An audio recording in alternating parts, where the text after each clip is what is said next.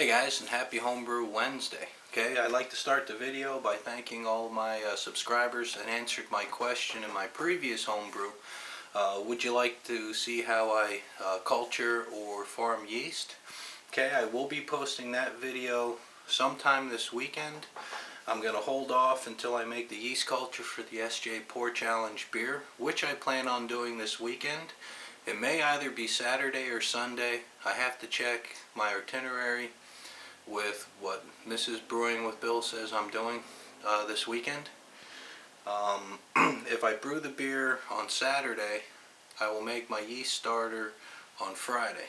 And if I brew the beer on Sunday, I'll make my starter on Saturday. And the reason for that is, well, two reasons. I always do a 48-hour yeast starter. I want to make sure that the wort that I'm growing the yeast in is completely fermented out. I don't know why, I just do.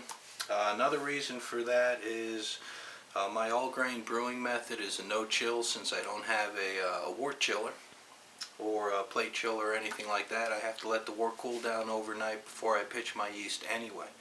I didn't brew anything this week, but my New Zealand Pale Ale, I racked into secondary 2 days ago, and I added the two-part clearing agents, the Keosil and the Chitosan.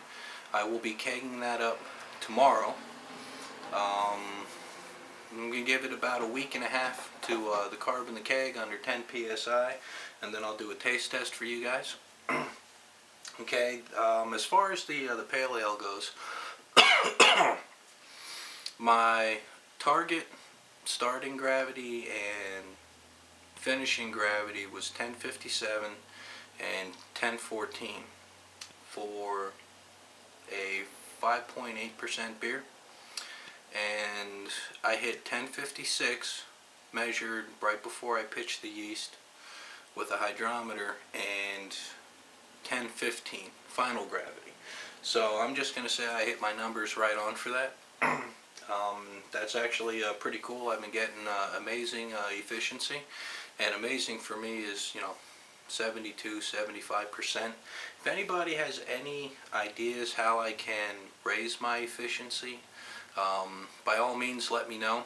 Okay, I do a single infusion mash with my all grains. I know a lot of guys do a step mash. They start at a low temperature for a set amount of time, and then they raise it, and then they raise it, and then they do the mash out. So if anybody has any words to wisdom to help me raise my efficiency, that would be greatly appreciated. What I did do this week is I went on a shopping spree, kind of, so to speak, and I got a bunch of these. Now, before anybody says anything, this has nothing to do with the sandwich Naked Brewing with Bill promised me. This is what's known as a preform. See, I work at a beverage bottling company, and while they make their own bottles to put their own juice in, and this is what all the bottles look like before they're blown into something else. So basically what they do is they get these things in. It just looks like a giant test tube, and it's unbelievably thick plastic, and they put it in a machine that heats it up to a certain temperature, and then it's placed into a mold. And then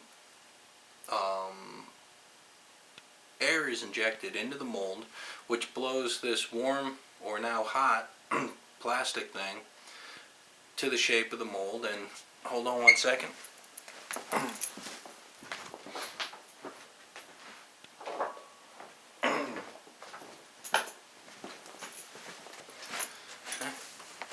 Sorry about that, guys, but when this comes out of the other side of the machine, it kind of looks like one of these. And that in a nutshell is how they make plastic bottles.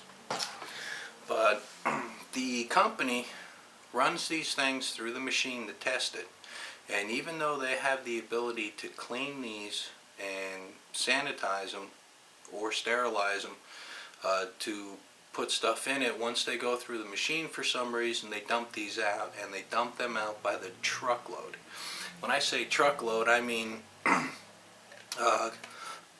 cardboard bins 5 feet by 5 feet square and 3 feet 8 inches tall, and they fill tractor trailers with this stuff. So what I did was I picked up 6 of them. There's a bunch more. I picked up 6 of them, and I figured that they would be the perfect thing to keep my yeast in. These are normal lids, that you find on any bottled beverage that you get in the store, minus the little lock ring in the bottom. They've got a little rubber O-ring seal in the top. So what I can do is sorry, excuse me, what I can do is I can make 6 starters back to back to back, and I can fill all these up and leave them down in my refrigerator, and then when I want to make a batch of beer, warm it up, shake it up, pour it all out. I mean, these things are actually fantastic. I wanted to grab an entire box, but honestly I don't know what I could do with about 168,000 of these things other than sell them on eBay. A couple other things I picked up. Alright, some useful, some not useful. First thing I got, guys, was another 5-gallon corny keg. Okay, and I think the guys at my homebrew supply store are seriously getting to know me, because this used keg is in better shape than the other 2 kegs I have. I wanted a 3rd keg for a while. Actually, I want a total of 4, but I'm not going to buy a bunch of them at the same time. This now with 3 kegs with my my SJporr, I'm going to make a 10-gallon batch of it, and I can put it in 2 kegs. I can carb it up and bottle straight from the keg. Another thing that I got this week is one of these. Okay, it's a CO2 distributor for my tap system. Gas line from the tank goes in here. Gas line to each keg comes out the bottom. I can carb 2 kegs at one time instead of carbing 1 keg, then carbing the other keg, and every time my brother stops over at the bar, I've got to take the tap off the keg that's carbonating, turn down the CO2 pressure, put it on the keg that I'm actually serving, and then at the end of the night, hopefully I'm not drunk enough to forget to put it back and turn the pressure up. Another nifty thing I got, I got, with the distributor, I got more beer line to hook up my kegs, and to finish my home kegging system, I got one of these. Okay, I know a lot of guys have tap towers, and I wanted a tower because I think my bar would just look completely badass with a tower and a drip tray on it. But this was cheaper, and it's a whole lot easier because, I mean, all I have to do is drill a hole in my refrigerator door, and I can have real tap beer. Okay, I can save the picnic tap that I have for when I bottle off the keg. Probably, I got one more thing, and this is probably the single most useful thing that I spent my money on this week, and that's one of these.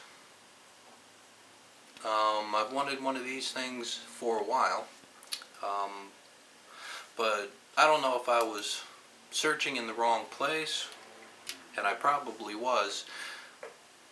These things go for anywhere between $150 and like $700. Yeah, seriously, $700 for one of these things. And I found one for $27, so I snatched it up. Okay, I actually I took the final gravity of my Kiwi Pale Ale with that.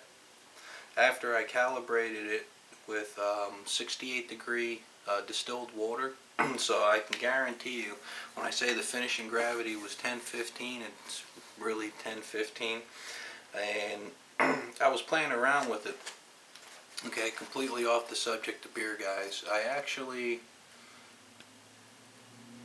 put a few drops of the coffee I drink in the morning at 4 a.m.